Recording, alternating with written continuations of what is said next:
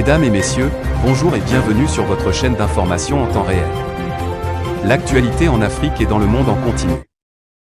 Vous informer est notre mission alors, si vous êtes nouveau, abonnez-vous et activez aussi la cloche de notification pour ne plus rien manquer. Cela étant fait, c'est parti. Eh bien les amis, avant de commencer, nous tenons à vous rappeler que toutes les images que nous utilisons dans nos divers épisodes d'information sont à titre illustratoire.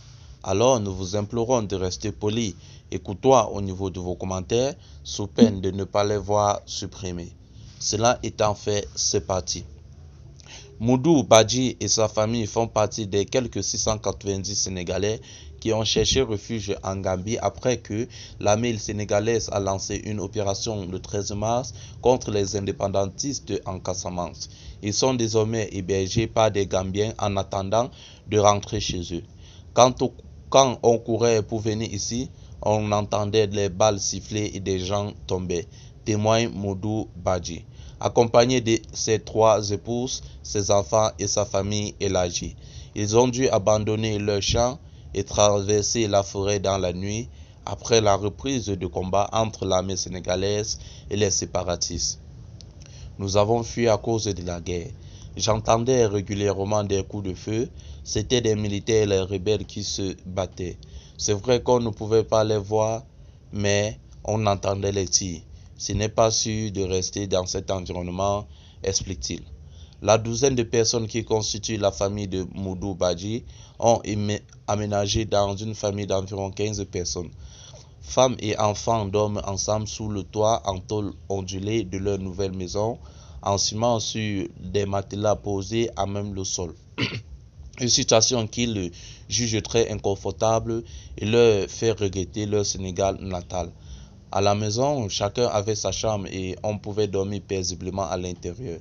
Maintenant, regardez-nous, nous dormons par terre, les gens qui nous ont accueillis dorment avec nous.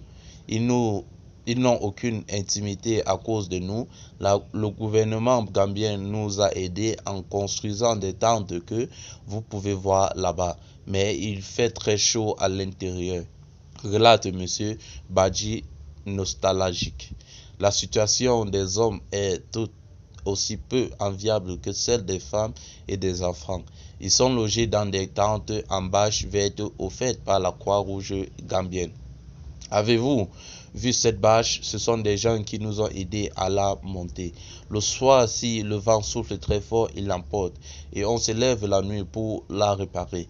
Ce qu'on aimerait, c'est pouvoir rentrer chez nous et que les soldats rentrent aussi chez eux et que chacun rentre chez soi, réagit Moudou Badji.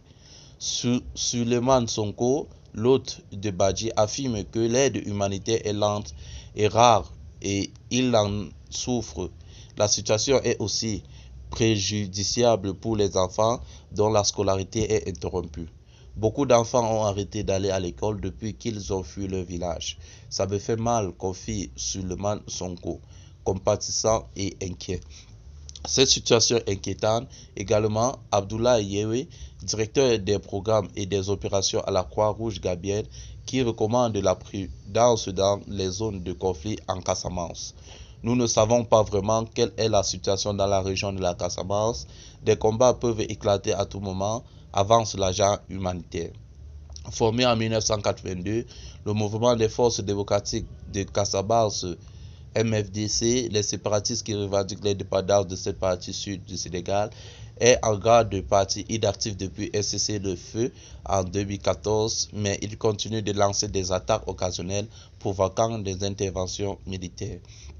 Les derniers affrontements ont causé le déplacement de plus de 6000 villageois au Sénégal et en Gambie, où des ménages ont accueilli des réfugiés, exerçant une pression sur ce pays voisin d'environ 2 millions d'habitants. Eh bien les amis, c'est ici que s'achève cette note d'information. Toujours est-il que vous informer est notre mission principale. Alors si vous êtes nouveau, abonnez-vous sur la page et surtout activez la petite cloche de notification qui vous permettra de lire nos prochaines vidéos. Merci et bye bye.